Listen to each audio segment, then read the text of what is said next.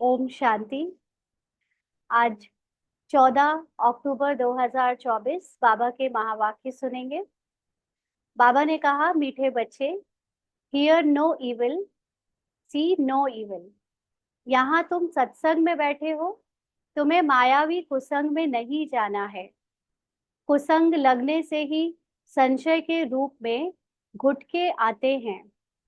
तो कुछ भी अगर हम किसी और से सुन ले या देख ले या किसी और की बातों में आ जाए या बातें जो सुनी है उसका चिंतन करने लग जाए, तो जो बातें बाबा हमें सुना रहा है वो धारण ना होकर बाहर के प्रभाव में हम आ जाते हैं। और इससे फिर जो ज्ञान हम ले रहे हैं, जिस बाबा के हम बच्चे बने हैं, उनकी शिक्षाओं में डाउट आने लगता है। इसीलिए कोई भी बात किसी और की ना सुननी है और ना देखनी है, क्योंकि इस समय बहुत सारे ऐसे बोलने वाले, बताने वाले और अपने आप को शिव बाबा का रथ कहने वाले भी कई जगह आ चुके हैं। बहुत सारे लोग जो कमजोर बीके हैं उनको अपनी तरफ खींचने के लिए ऐसे गलत गलत बातें बताकर खींच रहे हैं, है ना। तो हमें किसी और की बातें ना सुननी है और ना ही उसमें आना है, नहीं तो संशय आ जाएगा। तो फिर बार बार हम ज्ञान का चिंतन छोड़कर, आत्माभिमानी स्थिति छोड़कर वो ड्रामा में और फंसते चले जाएंगे, गुटके खाने लगेंगे। प्रश्न है, इस समय किसी भी मनुष्य को स्पिरिचुअल नहीं कह सकते हैं, क्यों? इस समय किसी भी मनुष्य को स्पिरिचुअल नहीं कह सकते हैं, क्यों? स्पिरिचुअल का मतलब होता है स्पिरिट, है ना, स्पिरिट की नॉलेज। तो कोई भी मनुष्य इस समय स्पिरिट के रूप में अपने को पूरी तरह स्थित नहीं करता है। बाबा ने कहा क्यों नहीं कह सकते उन्हें स्पिरिचुअल? क्योंकि सभी देह अभिमानी हैं। माना जितने भी मनुष्य भले ही वो स्पिरिट का, आध्यात्मिक का ज्ञान देते हैं, दूसरों को सोल बताने का ज्ञान देते हैं, लेकिन अभी भी उनके अंदर शरीर का ही भान है, तो उनको स्पिरिचुअल नहीं कह सकते। देह अभिमान वाले स्पिरिचुअल कैसे कहला सकते हैं? स्पिरिचुअल फादर तो एक ही निराकार बाप है, जो तुम्हें भी देही अभिमानी बनने की शिक्षा देते हैं। सुप्रीम का टाइटल भी एक बाप को ही दे सकते हैं। बाप के सिवाय सुप्रीम कोई भी कहला नहीं सकते। तो बाबा ही सबसे ऊंचा है। क्यों ऊंचा है? क्योंकि बाबा शरीर धारण नहीं करता।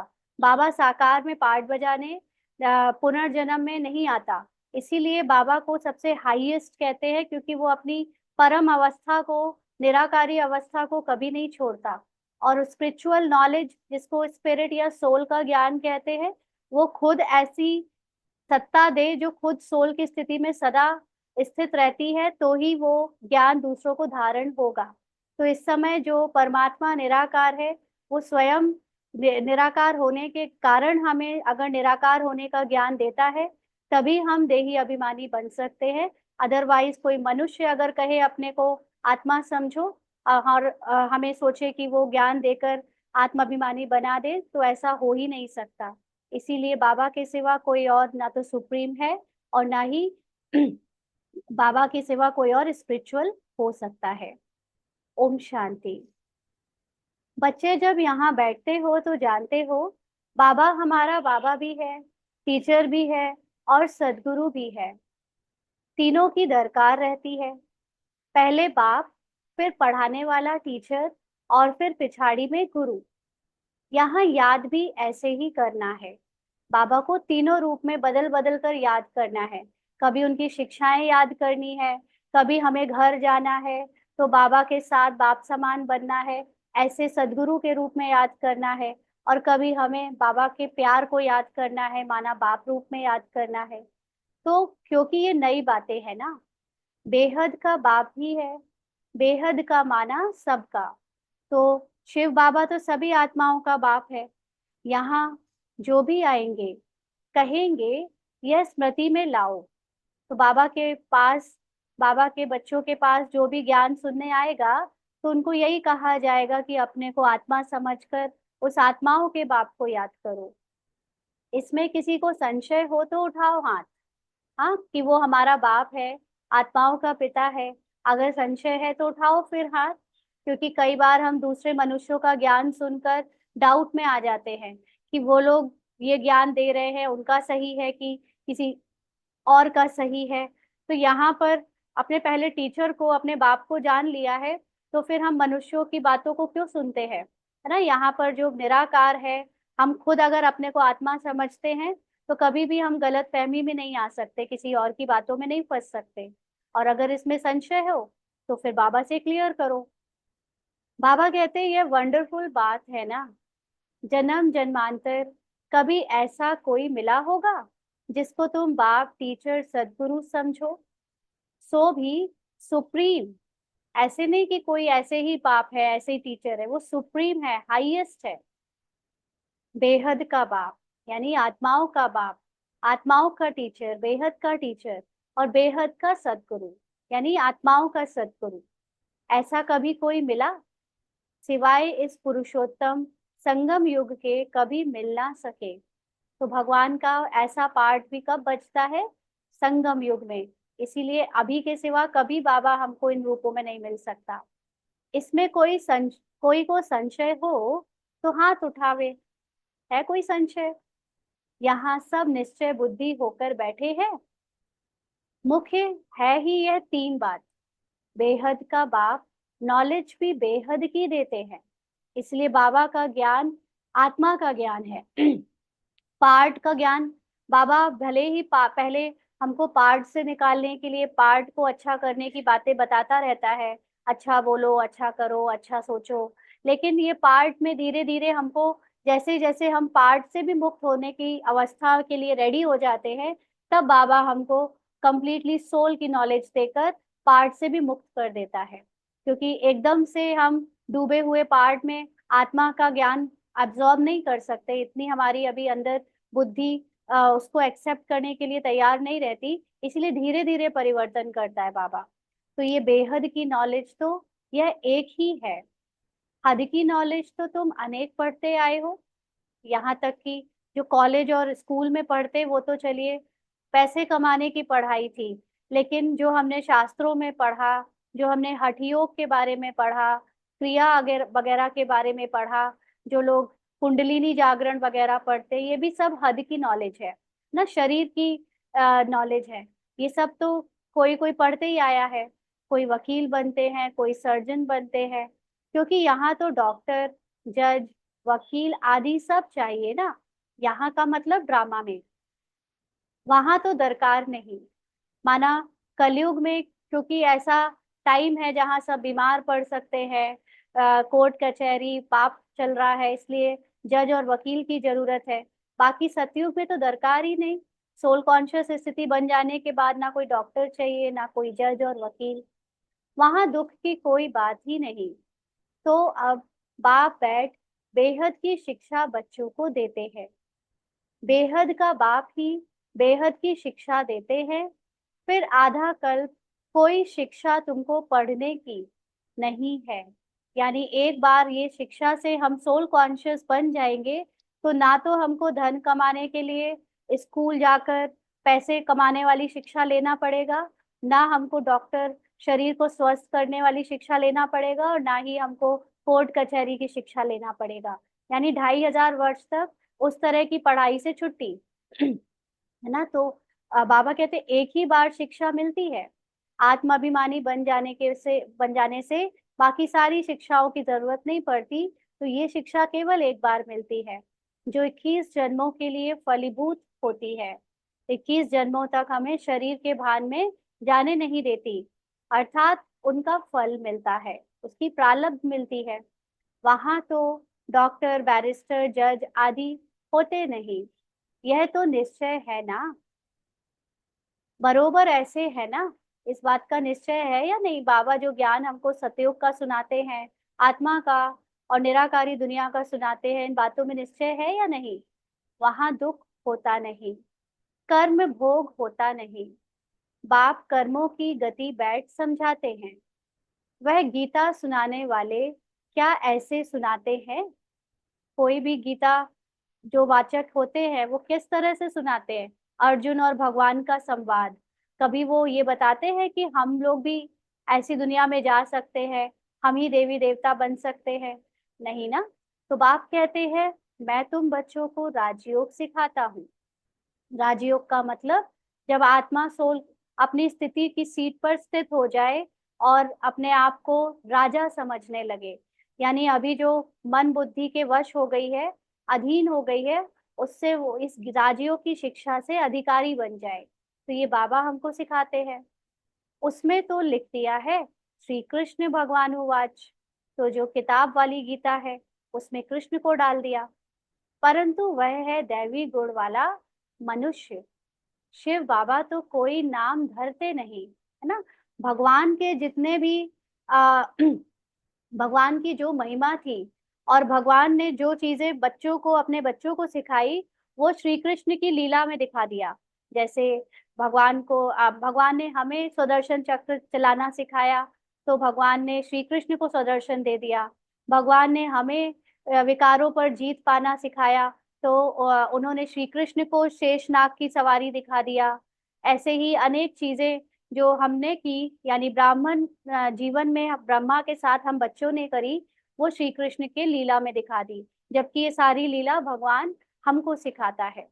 तो बाबा कहते हैं शिव बाबा तो कोई नाम धरते नहीं, शिव बाबा शरीर का तो कोई नाम नहीं लेता अपने लिए, उनका दूसरा कोई नाम नहीं। बाप कहते हैं मैं ये शरीर लोन लेता हूँ। कौन सा शरीर? पुरानी दुनिया का पुराना जड़ीभूत शरीर ब्रह्मा का, ना कि श्री कृष्ण का। तो यह शरीर रूपी मकान हमारा नहीं है, यह भी इनका मकान है, इसका ब्रह्मा का। खिड़कियां आदि सब हैं। खिड़कियां का मतलब कर्मेंद्रियां, जिनसे हम बाहर की दुनिया से लेन देन कर सके। तो ये आंखें, कान वगैरह, ये सब इस शरीर में है, मकान में है। तो बाप समझाते हैं मैं तुम्हारा बेहद का बाप, अर्थात सभी आत्माओं का बाप हूँ, पढ़ाता भी हूँ आत्माओं को। इनको कहा जाता है स्पिरिचुअल फादर, अर्थात रूहानी बाप, और कोई को भी रूहानी बाप नहीं कहेंगे। यहाँ तुम बच्चे जानते हो यह बेहद का बाप है। अब स्पिरिचुअल कॉन्फ्रेंस हो रही है ना, जगह जगह पर होती है। उस समय कोई स्पिरिचुअल कॉन्फ्रेंस आकार में जब बाबा था तो हो रही होगी। तो बाबा ने कहा वास्तव में स्पिरिचुअल कॉन्फ्रेंस तो है ही नहीं। स्पिरिचुअल कॉन्फ्रेंस में तो सारी स्पिरिट्स को भाग लेना चाहिए, आत्माओं को भाग लेना चाहिए, या कम से कम सोल कॉन्शियस में जो है उनको भाग लेना चाहिए, लेकिन लेते तो पूरे देह अभिमानी वाले लोग उसमें हिस्सा हैं। तो स्पिरिचुअल कॉन्फ्रेंस तो हुई नहीं। बाबा कहते वह तो सच्चे स्पिरिचुअल है नहीं, देह अभिमानी है, यानी पार्ट में डूबे हुए हैं, अपने को शरीर के भान में ही देखते हैं। तो बाप कहते हैं बच्चे देही अभिमानी भव, देह का अभिमान छोड़ो। ऐसे थोड़ी किसी को कहेंगे, स्पिरिचुअल अक्षर अभी डालते हैं आगे। यानी पहले सिर्फ स्पिरिचुअल, सिर्फ रिलीजियस कॉन्फ्रेंस कहते थे। पहले तो धार्मिक कॉन्फ्रेंस होती थी ना, जिनको हिंदू मुस्लिम के अलग अलग रिप्रेजेंटेटिव्स हिस्सा लेते थे। अभी स्पिरिचुअल कर दिया है, तो उसमें रिलीजियस के साथ साथ जो आध्यात्मिक गुरु अपने को कहते हैं उनको भी इन्वॉल्व करने लगे हैं। तो स्पिरिचुअल टर्म बदल दिया है रिलीजियस की जगह। तो बाबा ने कहा स्पिरिचुअल का कोई अर्थ नहीं समझते हैं। स्पिरिचुअल फादर अर्थात निराकारी फादर, तुम आत्माएं हो स्पिरिचुअल बच्चे, यानी निराकारी बच्चे। स्पिरिचुअल फादर आकर तुमको पढ़ाते हैं, यह समझ और कोई में हो ना सके। बाप खुद बैठ बतलाते हैं कि मैं कौन हूँ। गीता में यह नहीं है, मैं तुमको बेहद की शिक्षा देता हूँ। इसमें वकील, जज, सर्जन आदि की दरकार नहीं, क्योंकि वहां तो एकदम सुख ही सुख है। इसमें मतलब इस ज्ञान में हमको वकील की, सर्जन की या इन सब चीजों की नॉलेज की जरूरत नहीं है। यहाँ तो आत्मा की नॉलेज दी जाती है। तो दुख का नामो निशान नहीं होता। कहाँ? जहाँ पर वकील, जज, सर्जन की दरकार नहीं, यानी सतयुग में। यहाँ फिर सुख का नाम निशान नहीं। कौन सा सुख? अविनाशी सुख, है ना। यहाँ शरीर वाला अल्पकाल का सुख तो मिलता है, लेकिन ना, जो हमारी आत्माभिमानी स्टेज का सुख है उसका नामो निशान नहीं है। इसको कहा जाता है प्राय लोप, यानी फिर से लोप हो गया। लोप हो गया माना खो गया। सुख तो काग विष्टा के समान है, थोड़ा थोड़ा ही मिलता है। जरा सा सुख है तो बेहद सुख की नॉलेज दे कैसे सकते? यानी जो लोग खुद ये नॉलेज अभी दूसरों को स्पिरिचुअल गुरु बनकर दे रहे हैं, उनके जीवन में खुद ही जो सुख है वो बहुत थोड़ा थोड़ा है, हमेशा नहीं रहता है, क्योंकि बॉडी कॉन्शियसनेस में है। तो दूसरों को कैसे हमेशा के लिए सुखी कर सकते हैं? पहले जब देवी देवताओं का राज्य था तो सत्यता 100% थी, अभी तो झूठ ही झूठ है। तो देवी देवताओं के राज्य में हम पूरी तरह आत्माभिमानी थे, पूरी तरह सोल कॉन्शियस थे, इसीलिए 100% हमारे अंदर पार्ट प्ले करते समय सत्यता थी। अभी तो एकदम पार्ट में डूबे पड़े हैं, आत्मा की नॉलेज ही नहीं है, इसलिए झूठ ही झूठ है। यह है बेहद की नॉलेज। तुम जानते हो, यह मनुष्य सृष्टि रूपी झाड़ है, जिसका बीज रूप मैं हूँ। उनमें झाड़ की सारी नॉलेज है, मनुष्यों को यह नॉलेज नहीं। मैं चैतन्य बीज रूप हूँ। तो बाबा ज्ञान का बीज रूप है। ज्ञान का मतलब हम मनुष्य जो अपने को अभी मनुष्य समझने लगे, यानी आत्मा के रूप में थे लेकिन समझने मनुष्य लगे, तो अभी उस आत्मा की नॉलेज जो बीज के रूप में है वो बाबा हमको आकर सुनाता है। इसलिए बाबा कहता है कि मैं तुम मनुष्यों की सारी नॉलेज को धारण मतलब बताता हूँ, और मैं चैतन्य बीज रूप हूँ, बताने वाला बीज हूँ। जड़ बीज की बात नहीं है, लेकिन जो दूसरे मनुष्य हैं वो तो नहीं है बीज रूप, या उनको तो पूरा नॉलेज नहीं है। बाबा कहते मुझे कहते ही हैं ज्ञान का सागर। ज्ञान से सेकंड में गति सदगति होती है। जो कौन सा ज्ञान? जो ज्ञान स्वयं निराकार आकर दे, वो 1 सेकंड में किसी को सोल कॉन्शियस बना सकता है। लेकिन मनुष्यों के द्वारा दिया गया ज्ञान में कोई 1 सेकंड में सोल कॉन्शियस नहीं बन सकता। तो बाबा कहते मैं हूँ सबका बाप। मुझे पहचानने से तुम बच्चों को वर्षा मिल जाता है, परंतु राजधानी है ना। स्वर्ग में भी मर्तबे तो नंबरवार बहुत हैं। बाप एक ही पढ़ाई पढ़ाते हैं, पढ़ने वाले तो नंबरवार ही होते हैं। इसमें फिर और कोई पढ़ाई की दरकार नहीं रहती। तो ये नॉलेज उठाते समय हमें कोई और पढ़ाई, किसी और मनुष्य की पढ़ाई को पढ़ने की जरूरत नहीं है, क्योंकि कई बार हम दूसरी नॉलेज भी लेना शुरू कर देते हैं ना, बॉडी की, कोई कुंडलिनी की ले रहा है, कोई क्रियाओं की ले रहा है, कोई रीकी सीख रहा है। ये सारी नॉलेज या देह की नॉलेज, डॉक्टर इंजीनियर बनने की नॉलेज की भी जरूरत नहीं है। तो बाबा कहते वहां कोई बीमार होता नहीं। पाई पैसे की कमा, क्योंकि ये जो लोग कुंडलिनी आदि भी सीखते हैं, वो सब भी शरीर को स्वस्थ रखने के लिए ही सीखते हैं, रीकी वगैरह। तो ये सब भी वहां काम नहीं आने वाली। अपने आप को आत्मा समझना ही केवल काम आने वाला है, और वो आत्मा समझने का अभ्यास या ज्ञान या वो स्थिति केवल बाप ही हमें सिखा सकता है। तो बाबा कहते वहां पर बीमार कोई होता नहीं। पाई पैसे की कमाई के लिए पढ़ाई नहीं पढ़ते यहाँ जैसे करते हैं। तुम यहाँ से बेहद का वर्षा ले जाते हो, वहां यह मालूम नहीं पड़ेगा कि यह पद हमको कोई ने दिलाया है।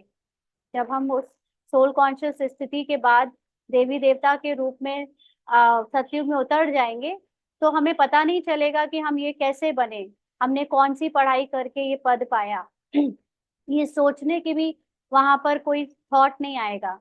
तो यह तुम अभी समझते हो, हद की नॉलेज जो तुम पढ़ते आए हो। अब बेहद की नॉलेज पढ़ाने वाले को देख लिया, जान लिया। जानते हो, बाप बाप भी है, टीचर भी है, आकर हमको पढ़ाते हैं। सुप्रीम टीचर है, राजयोग सिखलाते हैं। हाँ, बाबा सबसे बड़ा टीचर है, उससे ऊंचा कोई टीचर नहीं। कोई भी चाहता है कि हम बेस्ट से बेस्ट टीचर से पढ़ें, तो हमें जब बेस्ट निराकारी टीचर मिल गया, फिर हम शरीर के साकारी टीचर्स के पास क्यों जाते हैं? हाँ, ये स्पिरिचुअल नॉलेज लेने के लिए। तो बाबा कहते हैं राजयोग सिखलाते हैं। सच्चा सदगुरु भी है। सच्चा सच्चा सदगुरु, ऐसे कहने वाले सदगुरु तो बहुत हो गए हैं, है ना। लेकिन जो आत्मा का रूप में आत्माओं का सदगुरु है वो केवल एक ही है। तो यह है बेहद का राजयोग। वह बैरिस्ट्री डॉक्टरी ही सिखलाएंगे, क्योंकि यह दुनिया ही दुख की है। वह सब है हद की पढ़ाई, और ये है बेहद की पढ़ाई, यानी आत्माओं की पढ़ाई। बाप तुमको बेहद की पढ़ाई पढ़ाते हैं, यह भी जानते हो। यह बाप, टीचर, सदगुरु कल्प कल्प आते हैं, फिर यही पढ़ाई पढ़ाते हैं सतयुग त्रेता के लिए, फिर प्रायः लोप हो जाता है। ये ज्ञान जो सुनाने वाला पार्ट है ये लोप हो जाएगा। सुख की प्रारब्ध पूरी हो जाती है ड्रामा अनुसार। यानी 2500 वर्ष तक हम इस ज्ञान से जो आत्माभिमानी स्टेज बना लेते हैं, उससे 2500 वर्ष तक सुख की प्रारब्ध भोगते हैं। और जो फिर ड्रामा अनुसार 2500 वर्ष के बाद फिर धीरे धीरे गिरनी शुरू हो जाती है ड्रामा से, फिर हम उतरने लगते हैं। यह बेहद का बाप बैठ समझाते हैं। उनको ही पतित पावन कहा जाता है। श्री कृष्ण को त्वमेव माता च पिता व पतित पावन कहेंगे क्या? इनके मर्तबे और उनके मर्तबे में रात दिन का फर्क है। यानी दोनों की महिमा एकदम अलग अलग है। कहाँ श्री कृष्ण देहधारी और कहाँ निराकार शिव बाबा। तो अब बाप कहते हैं, मुझे पहचानने से तुम सेकंड में जीवन मुक्ति पा सकते हो। जिसने निराकार परमात्मा शिव को पहचाना नहीं है, वो कितनी भी कोशिश कर ले, स्पिरिचुअल नॉलेज कहाँ से भी उठा ले, किसी से भी ले ले, लेकिन वो 100% जीते जी दुखों से मुक्त नहीं हो सकता। वो आत्माभिमानी नहीं बन सकता। और जब तक आत्माभिमानी नहीं बनेगा तब तक दुखों से, हिसाब किताब से मुक्त या कर्म भोग से मुक्त नहीं हो सकेगा। और जिसने बाबा को पहचान लिया, वो 1 सेकंड में जीवन मुक्ति पा सकता है, यानी आत्माभिमानी बन सकता है। अब श्री कृष्ण भगवान अगर होता तो कोई भी झट पहचान ले।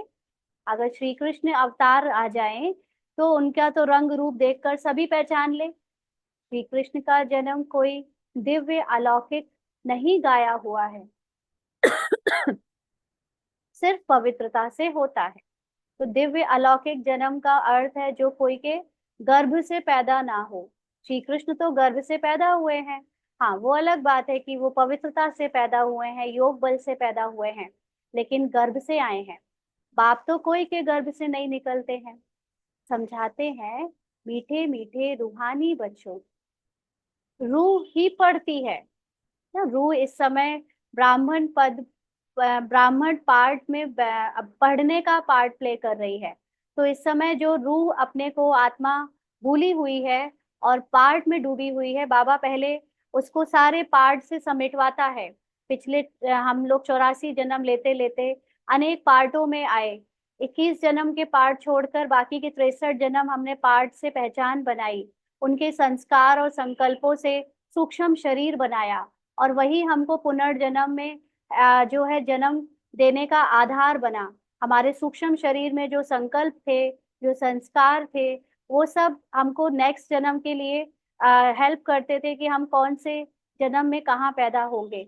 लेकिन अब जो ये आखिरी जन्म है, इसमें हम सबको अपना सूक्ष्म शरीर भी छोड़ना है और अपने जो संकल्प और संस्कारों से अभी सूक्ष्म शरीर बनाया था उसको भी समाप्त करना है, खत्म करना है। और वो खत्म होगा ड्रामा के पूरी तरह पार्ट से निकलने के कारण, निकलने में। तो इसीलिए अभी पहले सारे पार्ट को समेट कर हम एक पार्ट में आते हैं, ब्राह्मण पार्ट में। और फिर इस ब्राह्मण पार्ट से भी निकलने का हमको पुरुषार्थ करना होता है। तो क्योंकि ब्राह्मण पार्ट पवित्र पार्ट है, इसमें हमारी ऊपर से दिनचर्या, ऊपर से कर्म, सारे रिकॉर्ड, जो अभी तक रिकॉर्ड किए गए हमने अपने 63 जन्म में, वो शुद्ध होने लगते हैं। लेकिन फिर इस पार्ट को भी छोड़ना है। तो इसीलिए रूह जो पढ़ाई करती है वो स्टेप वाइज स्टेप करती है। तो ये अभी बाबा ही हमको कराता है। सब संस्कार अच्छे व बुरे रूह में रहते हैं। तो पूरे 84 जन्म में उसने जो भी संस्कारों का पार्ट प्ले किया, अच्छे हो या बुरे, सब आत्मा के अंदर रिकॉर्डेड हैं। तो जैसे जैसे कर्म करते हैं उस अनुसार उन्हें शरीर मिलता है। कोई बहुत दुख भोगते हैं ना। कर्म क्यों करते हैं? कर्म हम बॉडी कॉन्शियस में आकर जब करते हैं तो वो कॉन्शियसनेस हमारी शरीर छोड़ते समय ट्रांसफर हो जाती है। और जब शरीर के बिना वो कॉन्शियसनेस ऊपर होती है तो उसको ये आभास होता है कि मैंने गलत किया। और वो बिना शरीर के जब होती है तो वो डिसाइड करती है कि मुझे अपनी गलती का पश्चाताप करना है। इसीलिए फिर वो पश्चाताप करने के लिए अगला जन्म लेती है और उसको दुख के रूप में भोगती है। माना जब बॉडी में आ जाती है तो हम चाहते हैं कि हमें दुख ना भोगना पड़े, हमें कोई भी सफरिंग ना मिले। लेकिन जब आत्मा बॉडी से परे होती है तब वो तैयार होती है कि मुझे अगर दुख भी भोग कर अपने पुराने पार्ट कर्मों का हिसाब किताब चुकतू करना पड़े तो मैं करूंगी। इसीलिए वो फिर ऐसा जन्म चूज करती है जिसमें उसको अपनी सफरिंग से, पुराने बॉडी कॉन्शियस से किए गए कर्मों का फल चुकतू करना होता है। तो ये सब क्यों होता है? क्योंकि अभी तक हम ये ज्ञान नहीं जानते थे कि हम कौन हैं। तो बाबा कहते हैं कि कोई बहुत दुख भोगते हैं, कोई काने, कोई बहरे होते हैं। ये शरीर भी आत्मा खुद ही चूज करती है अपने कर्मों का हिसाब किताब चुकतू करने के लिए। मतलब ये सब ऐसे ड्रामा में फिक्स है, लेकिन इसको समझने के लिए हम ऐसे कह सकते हैं कि वो आत्मा जब बॉडी लेस होती है तो वो अपने आप को खुद देखती है कि मैंने क्या क्या किया। तो बाबा कहते कहेंगे पास्ट में ऐसे कर्म किए हैं जिसका यह फल है। आत्मा के कर्मों अनुसार ही रोगी शरीर आदि मिलता है। अभी तुम बच्चे जानते हो, हमको पढ़ाने वाला है God father, God teacher, God preceptor है। हम्म? उसको कहते हैं गॉड परम आत्मा। उसको मिलाकर परमात्मा कहते हैं, सुप्रीम सोल। ब्रह्मा को तो सुप्रीम नहीं कहेंगे। सुप्रीम अर्थात ऊंचे ते ऊंच। तो ऊंचे ते ऊंच का मतलब ये नहीं है कि वो बहुत दूर, कई लाइट ईयर्स दूर, स्पेस के बाहर, सूरज चांद सितारों के बाहर रहता है। ऊंच ते ऊंच का मतलब है उसकी स्थिति ऊंचे ते ऊंची है, पवित्र ते पवित्र है। माना वो कंप्लीटली निराकारी स्थिति में अपनी कंप्लीट सोल कॉन्शियस स्टेज में रहता है, इसलिए 100% पवित्र होता है। उसमें देह का बिल्कुल भी भान नहीं होता। तो इसको इसलिए ऊंचते ऊंच बाबा को या भगवान को कहते हैं। मर्तबे तो हर एक के अलग अलग हैं। श्री कृष्ण का जो मर्तबा है वह दूसरे को मिल नहीं सकता। प्राइम मिनिस्टर का मर्तबा दूसरे को थोड़े ही देंगे। बाप का भी मर्तबा अलग है, भगवान का मर्तबा अलग, और श्री कृष्ण देवताओं में उनका मर्तबा अलग। तो ब्रह्मा विष्णु शंकर का भी अलग है। ब्रह्मा विष्णु शंकर देवता है, शिव तो परमात्मा है। दोनों को मिलाकर शिव शंकर कैसे कहेंगे? एक परमात्मा और एक देवता को मिलाकर एक रूप दे देना, ये कैसे हो सकता है? दोनों अलग अलग है ना। ना समझने के कारण शिव शंकर को एक कह देते हैं, नाम भी ऐसे रख देते हैं। यह सब बातें बाप ही आकर समझाते हैं। तुम जानते हो, यह बाबा भी है, टीचर भी है, सदगुरु भी है। हर एक मनुष्य को बाप भी होता है ना, मनुष्य रूप में फादर भी होता है, टीचर भी होता है और गुरु भी होता है। जब बूढ़े होते हैं तो गुरु करते हैं। आजकल तो छोटेपन में ही गुरु करा देते हैं। समझते हैं अगर गुरु नहीं किया तो अवज्ञा हो जाएगी। आगे 60 वर्ष के बाद गुरु करते थे। यानी पहले जब वानप्रस्थ अवस्था होती थी, 60 वर्ष कहने को होते थे, तब गुरु करते थे। अभी तो बचपन से ही कईयों के गुरु करा देते हैं। बाबा कहते वह होती है वानप्रस्थ अवस्था। निर्वाण अर्थात वाणी से परे, स्वीट साइलेंस होम, जिसमें जाने के लिए आधा कल तुमने मेहनत की है। तो आत्माओं के लिए वानप्रस्थ अवस्था क्या है? उनका निर्वाण धाम। निर्वाण धाम का मतलब जब हम आत्माएं ड्रामा के पार्ट से पूरी तरह मुक्त होकर, शरीर सहित शरीर के सूक्ष्म शरीर से भी मुक्त होकर अपने साइलेंस में स्थित हो जाते हैं, तो वो स्वीट साइलेंस होम कहलाता है, जिसको निर्वाण धाम कहते हैं। तो 2500 वर्ष से हम लोग वहां जाने के लिए भगवान को बुलाते आए ना, मेहनत करते आए, परंतु पता ही नहीं तो कोई जा नहीं सकते। किसी को रास्ता बता कैसे सकते? एक के सिवाय तो कोई रास्ता बता ना सके। सबकी बुद्धि एक जैसी नहीं होती है। कांटों से फूल बाप बनाते हैं। सॉरी, सबकी बुद्धि एक जैसी नहीं होती है।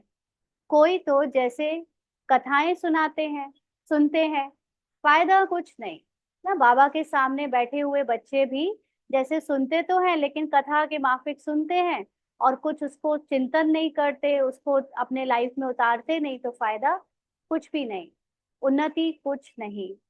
तुम अभी बगीचे के फूल बनते हो, फूल से कांटे बने, अब फिर कांटे से फूल बाप बनाते हैं।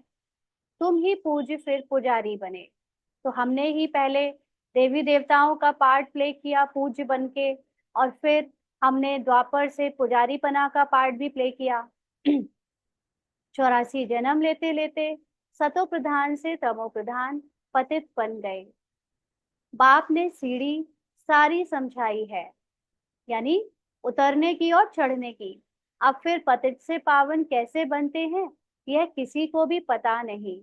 तो मनुष्य लोग तो बातें करते रहते हैं बस, कि बहुत अच्छी दुनिया आने वाली है, हम सब लोग वहां बहुत सुखी होंगे, खुश होंगे। लेकिन वो ये नहीं जानते कि इस दुनिया में रहते हुए अगर वो खुद को पूरी तरह पावन नहीं बनाएंगे, यानी सोल कॉन्शियस नहीं बनाएंगे, तो जिस दुनिया की वो बातें कर रहे हैं उस दुनिया में वो जा नहीं सकेंगे। क्योंकि अभी बहुत सारी ऐसे संस्थाओं में बातें होने लगी हैं कि बहुत सुंदर दुनिया आने वाली है, श्री कृष्ण की दुनिया आने वाली है, देवताओं की दुनिया, देवता नहीं भी कहते हैं लेकिन बहुत ऐसी दुनिया जहाँ पर सब स्वस्थ होंगे, जहाँ सब सुखी होंगे, ऐसी बातें बहुत जगह अब होने लगी हैं। मेजोरिटी अब ऐसी कई स्पिरिचुअल ऑर्गेनाइजेशन करने लगी हैं। लेकिन वो ये नहीं जानते कि जब तक अपने को आत्मा निश्चय कर कर आत्माभिमानी नहीं बनाया है, तब तक उस दुनिया में जा नहीं सकेंगे। और आत्माभिमानी शिव बाबा के सिवा कोई और बना भी नहीं सकता, है ना। तो यह किसी को भी पता नहीं, गाते भी है ना, हे पतित पावन आओ, आकर हमको पावन बनाओ। फिर पानी की नदियां सागर आदि को पतित पावन समझ क्यों जाकर स्नान करते हैं। हाँ, गंगा को पतित पावनी कह देते हैं, क्योंकि शरीर समझते हैं खुद को, तो शरीर को पावन करने के लिए नदी को पतित पावनी बना दिया। परंतु नदियां भी कहाँ से निकली, सागर से ही निकलती है ना। यह सभी सागर की संतान है, तो हर एक बात अच्छी रीति समझने की होती है। तो कैसे नदियां सागर से निकलती हैं?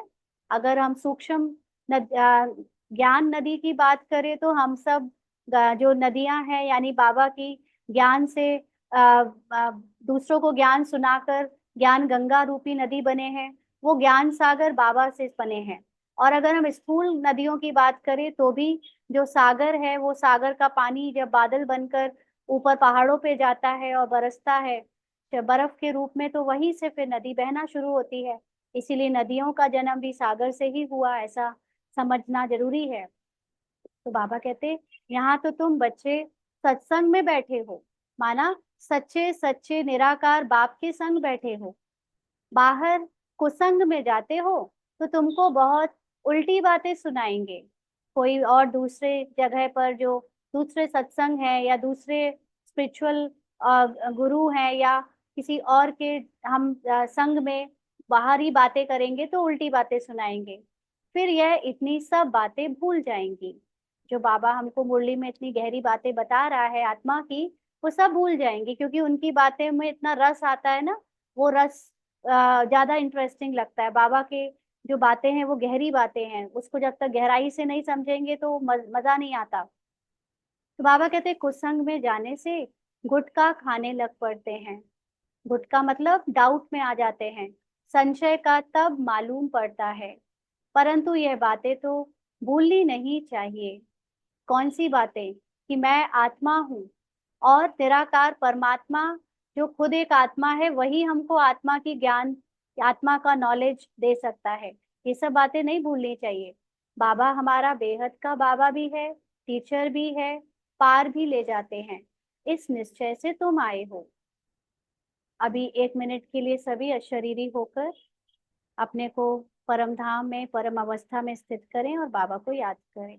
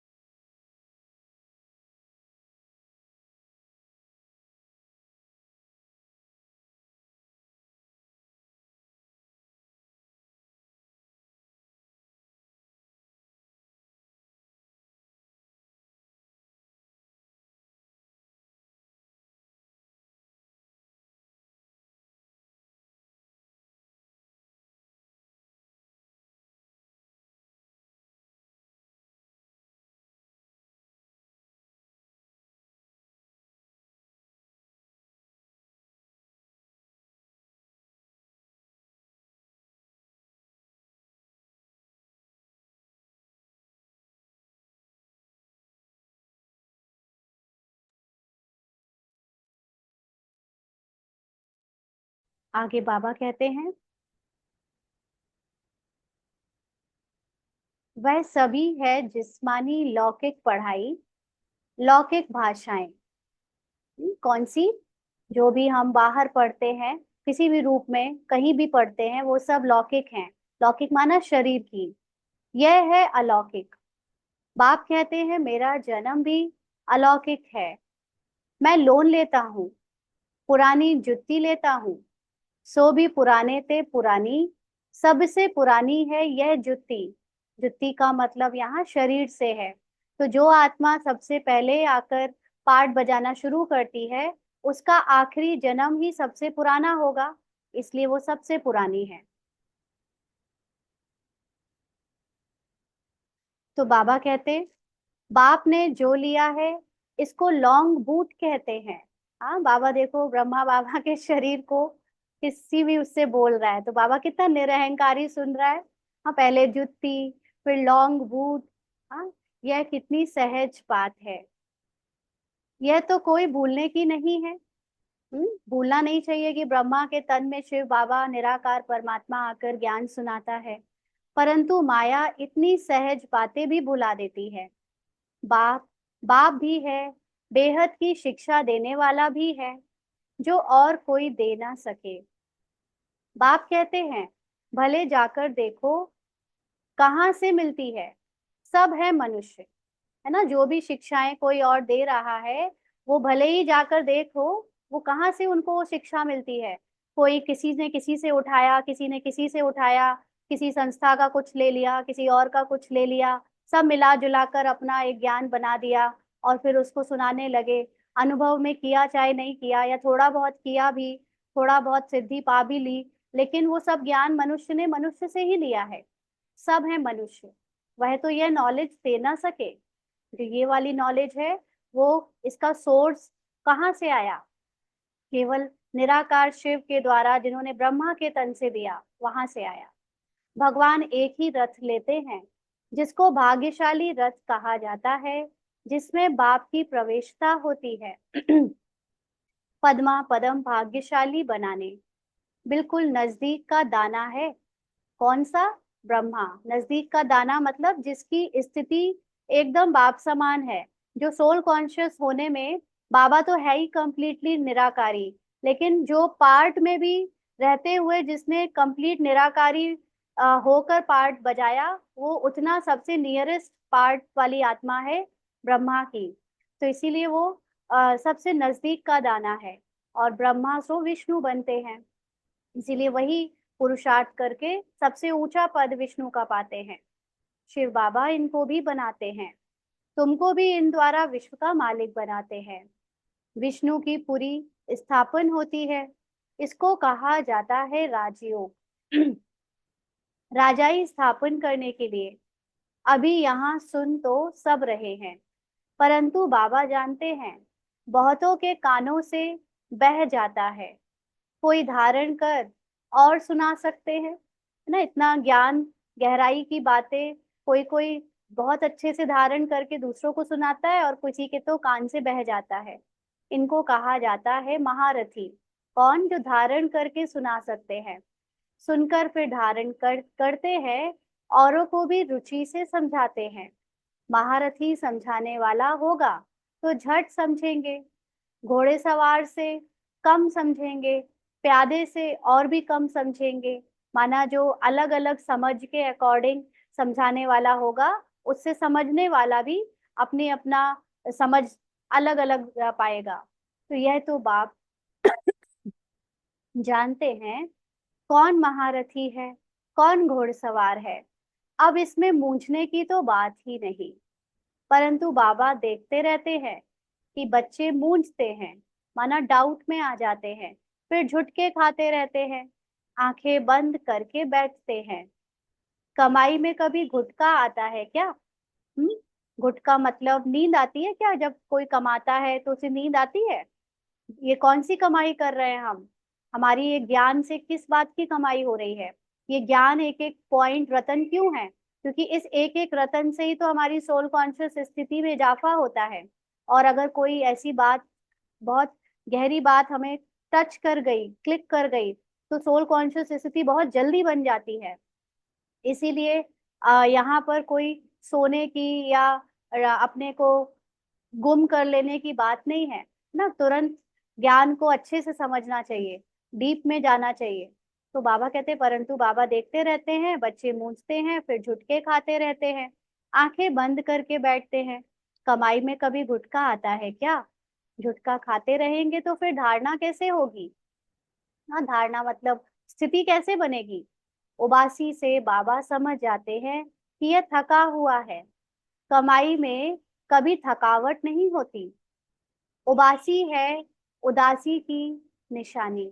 माना जब किसी को उबासी आती है ना, किसी किसी को नींद आने लगती है, तो वो किस बात की निशानी है? कि उन्हें वो माया के दास हैं। उदासी मतलब दासी, माया के दास। तो इस समय वो ड्रामा में उलझे हुए हैं, ड्रामा की बात का चिंतन कर रहे हैं या ड्रामा के प्रभाव में है, इसीलिए उन्हें आत्मा की बात में उबासी आ रही है। कोई ना कोई बात के गुटके खाते रहने वालों को उबासी बहुत आती है। इधर उधर की व्यर्थ की चिंतन जो करते हैं, उन्हें बहुत उबासी आती है।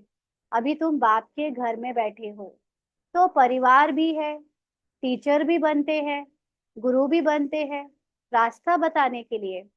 मास्टर गुरु कहा जाता है किनको? जो बाबा के बच्चे जो निमित्त बनते हैं, वो मास्टर गुरु हो गए। तो अब बाप का राइट हैंड बनना चाहिए ना। माना बाबा के साथ बाबा का ज्ञान समझाने के लिए, दूसरी आत्माओं को भी आत्माभिमानी बनाने के लिए बाबा की मदद करनी चाहिए, राइट हैंड बनना चाहिए ना, जो बहुतों का कल्याण कर सकते हैं। धंधे सभी में है नुकसान। अगर हम बिजनेस में धन कमाने में ज्यादा समय और ज्यादा एनर्जी लगाएंगे और आत्माभिमानी नहीं बनेंगे बाबा को जान लेने के बाद भी, तो उसमें नुकसान हो जाएगा। बिगैर धंधे नर से नारायण बनने के ना, अगर हमें करना भी है वो सब, तो अपने को आत्माभिमानी स्टेज के साथ कराएं। बाबा कहते हैं सभी की कमाई खत्म हो जाती है, नर से नारायण बनने का धंधा बाप ही सिखलाते हैं। तो फिर कौन सी पढ़ाई पढ़नी चाहिए?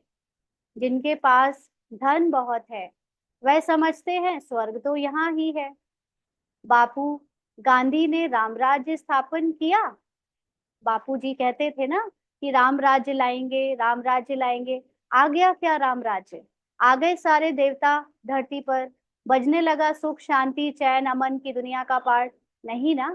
तो बाबा कहते अरे, दुनिया तो यह पुरानी तमो प्रधान है ना, और ही दुख बढ़ता जाता है। इनको राम राज्य कैसे कहेंगे? मनुष्य कितने बेसमझ बन पड़े हैं। बेसमझ को तमो प्रधान कहा जाता है। बेसमझ का मतलब शरीर की दुनिया को सच समझने वाले, ड्रामा को सच समझने वाले। समझदार होते हैं सतो प्रधान। माना जो आत्मा को सत्य जानते हैं, आत्मा के सत्य में जीते हैं, वो है सतो प्रधान। यह चक्र फिरता रहता है, इसमें कुछ भी बाप से पूछने का नहीं रहता, क्योंकि बना बनाया ड्रामा है, जो होना है वो होएगा। तो कुछ भी पूछने की बात नहीं है कि ये करूं कि वो करूं, जो होना है वो हो जाएगा। हमें तो सिर्फ एक बात याद रखनी है कि हमको अपने को आत्मा समझकर बाबा को याद करना है। तो बाबा कहते बाप का फर्ज है रचयिता और रचना की नॉलेज देना। रचयिता माना अब बाबा और आत्मा, और जो रचना है वो है ड्रामा, इसकी नॉलेज देना। वह तो देते रहते हैं, मुरली में सब समझाते रहते हैं, सभी बातों का रिस्पॉन्ड मिल जाता है। देखा जाए तो जो ढंग से मुरली सुनता है, अच्छे से समझ लेता है, उसको फिर और कोई क्वेश्चन कहीं और से पूछने की जरूरत नहीं रहती। सारे आंसर बाबा की मुरली में आज नहीं तो कल आते रहते हैं। लेकिन जब हम मिस कर देते हैं, देह भान में मूंझ जाते हैं, स्किप हो जाती है कई पॉइंट बातें, तो फिर हम वो क्वेश्चन के आंसर सोचने लगते हैं कि कहाँ से मिले। बाबा कहते हैं सभी बातों का रिस्पॉन्ड मिल जाता है, बाकी पूछेंगे क्या? बाप के सिवाय कोई समझा ही नहीं सकते, तो पूछ भी कैसे सकते? यह भी तुम बोर्ड पर लिख सकते हो, एवर हेल्दी एवर वेल्दी 21 जन्मों के लिए बनना है तो आकर समझो। अच्छा, मीठे मीठे सिकीलदे बच्चों प्रति माता पिता बाप दादा का याद प्यार और गुड मॉर्निंग।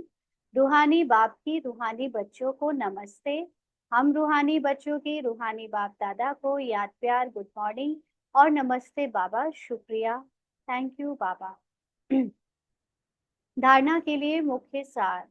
पहला पॉइंट, बाप जो सुनाते हैं उसे सुनकर अच्छी तरह धारण करना है। जितनी भी बाबा ने बातें समझाई हैं, पहले उतना समझकर हम उसको एब्जॉर्ब करें, धारण कर ले, और फिर बाबा अपने आप हमारी और भी प्रश्नों के, और भी क्वेरीज के, या जो अंदर अंदर प्रश्न चल रहे हैं, लेकिन वो प्रश्न होने चाहिए सोल कॉन्शियसनेस से ही। ये नहीं कि हम डाउट वाले प्रश्न करें, लेकिन जस्ट एक क्वेरी है, मैं जानती हूँ कि मैं आत्मा हूँ, लेकिन पार्ट में अभी मुझे उस बात का ज्ञान नहीं है, इसलिए मुझे वो बात जानने की इच्छा है, वो अलग बात है। लेकिन क्योंकि मैं डाउटफुल रूप में पूछूं कि ये सही है या नहीं, उस तरह से फिर अगर हम सुनेंगे तो हमें कई बातें समझ नहीं आएंगी। तो इसलिए दूसरों को रुचि से सुनाना है। जो खुद अच्छे से धारण करेगा वो उतने ही रुचि से औरों को भी सुनाएगा। एक कान से सुन दूसरे से निकालना नहीं है। कमाई के समय कभी उबासी नहीं लेनी है।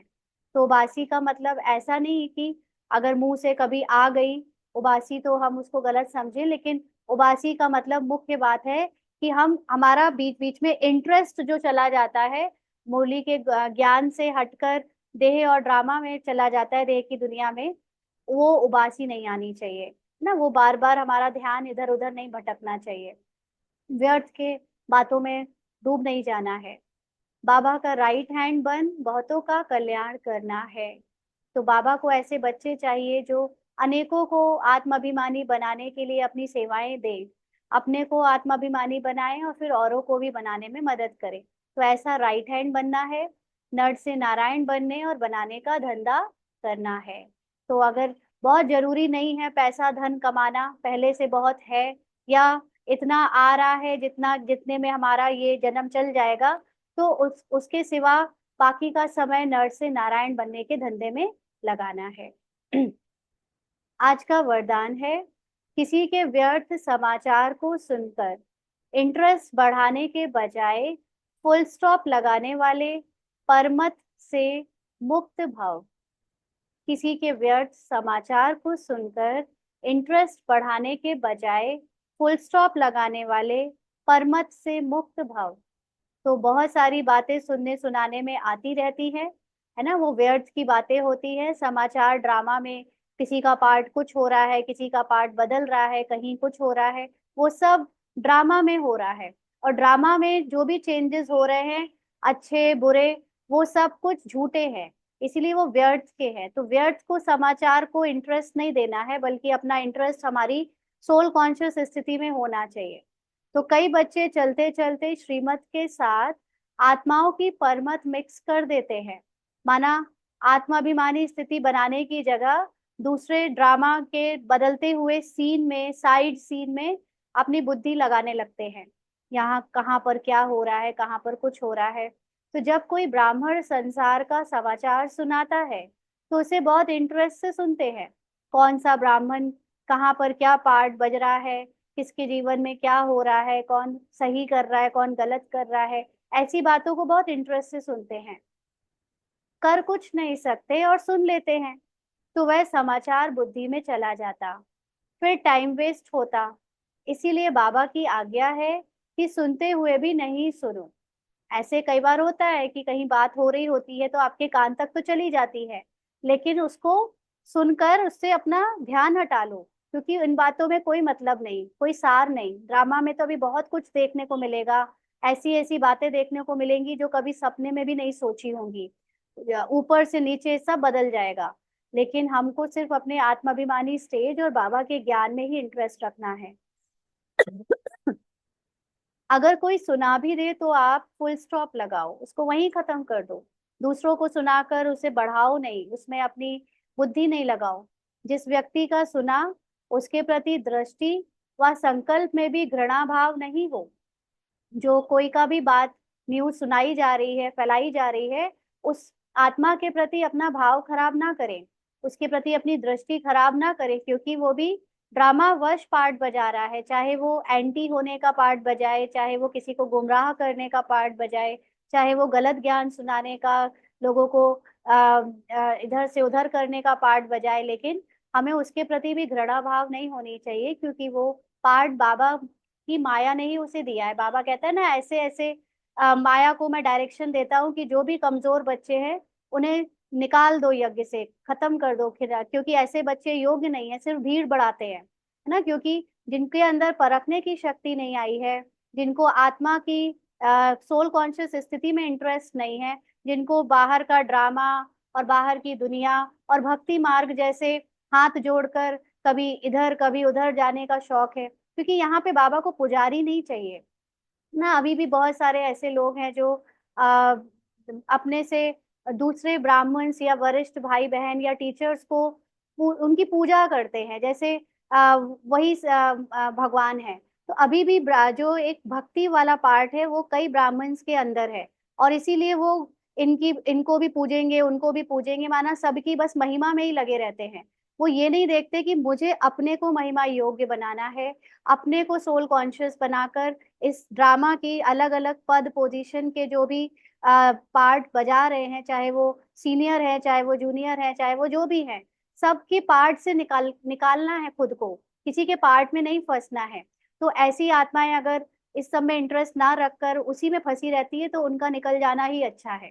तो तभी माया के बाबा ऐसे पार्ट को भेजता है बीच बीच में यज्ञ में, कि जाओ और इनको निकाल लाओ, क्योंकि वो सब यज्ञ की सिर्फ भीड़ बढ़ाते हैं। जो क्वालिटी पुरुषार्थी है उनको फिर प्रॉब्लम होती है ना, क्योंकि भीड़ बढ़ जाने से जो क्वालिटी पुरुषार्थी हैं, यानी जो सच में सीरियस है पुरुषार्थ के प्रति, उनको विघ्न पड़ता है। तो इसलिए इस बात में परेशान नहीं होना है कि कोई और आया, क्योंकि जैसे अभी सुनने में आ रहा है कि कोई कोई है जो यहाँ वहाँ गलत पार्ट बजा रहा है, बाप दादा की पधारमणि की बातें कह रहा है। लेकिन अच्छा है, बढ़िया है, कह रहा है, खूब अच्छा कर रहा है, क्योंकि ऐसे लोगों में जो विश्वास कर लेगा वो कमजोर लोग निकल जाएंगे, है ना। तो उनके प्रति शुभ भावना ही रखनी है, अच्छी दृष्टि रखनी है, घृणा भाव नहीं रखनी है, तब कहेंगे परमत से मुक्त। स्लोगन है कोई कोई दृष्टि के लिए मर रहे हैं, बिल्कुल सही ना। बाबा के बच्चों के लिए कितने सारे ब्रह्मा कुमार दृष्टि दे दो, दृष्टि दे दो, ऐसे भीड़ में खड़े हो जाते हैं, बिल्कुल भक्त बने बैठे हैं। बाबा को भक्त नहीं चाहिए, यहाँ पर बाबा को पूज्य रूप चाहिए, पुजारी नहीं चाहिए, है ना। लेकिन ठीक है, ये भी बढ़िया पाठ है। स्लोगन है, जिनकी दिल विशाल है उनके स्वप्न में भी हद के संस्कार इमर्ज नहीं हो सकते हैं। दिल विशाल है का मतलब ये ब्राह्मण पार्ट का दिल विशाल नहीं। जो आत्म अभिमानी स्थिति में स्थित होता है, ऑटोमेटिकली वो सारे संसार को अपना समझता है, एक दृष्टि से देखता है, सबको सम दृष्टि से देखने के कारण अपने आप को सबके लिए अवेलेबल रखता है। ऐसे नहीं कि मैं तो बस ब्राह्मण के लिए ही करूंगा, मैं तो बीके का ही हूँ। वो सारे आत्माओं को कहीं भी पार्ट बजा रहा है, कैसा भी है, सबको वो अपना भाई या अपना ही समझता है। तो जो ऐसे आत्म अभिमानी स्टेज में स्थित होते हैं, उनके स्वप्न में भी, अब स्वप्न तो पार्ट को आता है ना, स्वप्न आत्मा को तो अलग, सोल कॉन्शियस स्थिति में तो स्वप्न नहीं होता। जब हम फिजिकल बॉडी में कॉन्शियसनेस में होते हैं तो जो सपने में दुनिया दिखती है वो भी हद की दुनिया होती है। तो हद की दुनिया में संस्कार कुछ भी इमर्ज हो, लेकिन आत्म अभिमानी स्थिति के विशाल दिल वाले को वो हद के संस्कार भी प्रभावित नहीं करते। ये है इसका मतलब, कि जिनकी दिल विशाल है उनके स्वप्न में भी हद के संस्कार इमर्ज नहीं हो सकते। तो सुनेगा अगर इसको पार्ट, कि मैं ब्राह्मण पार्ट वाला हूँ और मुझे तो अभी सपने में आ रहे हैं ऐसे हद के संस्कार आ रहे हैं, कभी कोई वासना का आ जाता है, कभी कोई लालच का आ जाता है, कभी मैं किसी को घूसा ही मार देता हूँ सपने में, तो मतलब मेरा दिल विशाल नहीं है। ये पार्ट को नहीं सुनना है, ये आत्मा सुनेगी अगर, तो आत्मा जानती है कि मैं बहुत विशाल दिल की हूँ, क्योंकि आत्मा सबके लिए बहुत ऊंची दृष्टि रखती है। और फिर ये पार्ट के संस्कार स्वभाव जो सपने में आए भी, वो हद की बातों में उसका कोई उस पर असर नहीं पड़ता। इस दृष्टि से इसको सुनेंगे तो वो विशाल दिल वाली आत्मा अपने को हद के संस्कार से मुक्त समझेगी। अच्छा, आज के अव्यक्त इशारे हैं। जो बहुत समय के संस्कार होते हैं वही अंत की स्थिति रहती है। लौकिक रीति से जब कोई शरीर छोड़ते हैं, अगर कोई संस्कार दृढ़ होता है खान पान व पहनने आदि का, तो पिछाड़ी समय भी वह संस्कार सामने आता है। इसीलिए अभी ये विस्मृति के अथवा हार खाने के संस्कार मिट जाने चाहिए। इसके लिए अपने आप से दृढ़ प्रतिज्ञा करो कि यह संस्कार, यह व्यर्थ संकल्प कभी भी उत्पन्न नहीं होने देंगे। जब ऐसी दृढ़ प्रतिज्ञा करेंगे, तब अंत में विजयी बनेंगे। तो जैसे कहते हैं ना कि 63 जन्म में हम लोग जब शरीर छोड़ते हैं, तो अंत समय में हमें जो याद आता है वैसी ही गति होती है। तो अंत समय में याद भी क्या आता है, जिन चीजों में हमने आसक्ति रखी होती है, तो उनके ही संकल्प और उनके ही संस्कार हमारे सूक्ष्म शरीर में साथ साथ जाते हैं, और फिर अगले जन्म में उसी के अकॉर्डिंग हमें जन्म मिलता है। तो अब हमारा ये आखिरी जन्म है, और अगर इस ब्राह्मण पार्ट में अगर हमारे संस्कारों में, यानी हम अपने को स्मृति में ब्राह्मण कॉन्शियसनेस रखें या पिछले 63 जन्म के कोई भी स्वभाव संस्कार से प्रभावित होकर कॉन्शियसनेस में रहे, तो फिर वो संस्कार ही लास्ट में हमें धोखा दे जाएगा, आत्माभिमानी स्टेज से गिरा देगा। इसीलिए ये जो आत्माभिमानी स्टेज है, ये लंबे समय तक चलनी चाहिए। जब ये लंबे समय तक चलेगी, तो शरीर छूटते समय इसी स्टेज के साथ जब शरीर छूटेगा, तो फिर हम अंत में विजयी बन जाएंगे। लेकिन अगर अभी हमारी वो स्टेज बन नहीं पाई, और हम अभी भी जो खान पान पहनने आदि के जो संकल्प आते हैं, क्योंकि ड्रामा का पार्ट अभी बचा हुआ है और उसमें ये संकल्प इच्छाएं बीच बीच में आती हैं, लेकिन हम जैसे जैसे सोल कॉन्शियस स्थिति में स्थित होते जाएंगे, तो हम साक्षी होकर इन इच्छाओं को, संकल्पों को, संस्कारों को आता जाता देखेंगे, उनमें फंसेंगे नहीं, उनसे अपनी पहचान नहीं बनाएंगे, स्मृति से बाहर निकल आएंगे। तो और अपनी आत्म स्मृति में टिके रहेंगे, तो हम व्यर्थ संकल्प में कभी जाएंगे नहीं और अंत में विजयी हो जाएंगे। और अगर ऐसे नहीं किया, तो ये जो लास्ट में हमें पार्ट बजाते हुए जो भी इच्छा हुई, संकल्प आए या संस्कार इमर्ज हो गए, उससे अगर शरीर छोड़ा तो हम फेल हो जाएंगे। इसलिए लंबे समय का संस्कार चाहिए आत्माभिमानी स्थिति का। और लंबा समय का मतलब ये नहीं कि 20 साल 40 साल 50 साल वाले ज्यादा हमसे आगे हैं, नहीं। जब से हम ज्ञान में आए हैं, तब से हम अपने 24 घंटे के दिन में कितना समय हम आत्माभिमानी स्थिति में स्थित रहते हैं। मेजॉरिटी टाइम हमारा सोल कॉन्शियस स्थिति से पार्ट बजाने में जाता है या बॉडी कॉन्शियस से पार्ट बजाने में जाता है। जितना ज्यादा सोल कॉन्शियस से पार्ट बजाएंगे, उतना हम इजी वे में विजयी बन पाएंगे। अच्छा, ओम शांति।